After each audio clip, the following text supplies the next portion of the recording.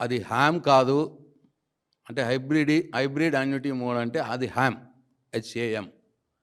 అది హ్యామ్ కాదు, ఒక పెద్ద స్కామ్ అని చెప్పి టీఆర్ఎస్ పార్టీ భావిస్తూ ఉన్నది, ఆరోపిస్తూ ఉన్నది.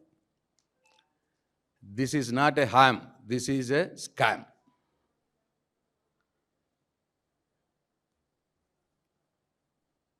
అయితే ఇది హ్యామ్ కాదు, 8,000 కోట్ల రూపాయల స్కామ్ అని చెప్పి నేను తెలంగాణ రాష్ట్ర ప్రజలకు మనవి చేస్తూ ఉన్నాను. 8,000 కోట్ల రూపాయల స్కామ్ ఇది. రోడ్లు బాగు చేసే ముసుగులో 8,000 కోట్ల దోపిడీ చేసేందుకు రంగం సిద్ధమైంది.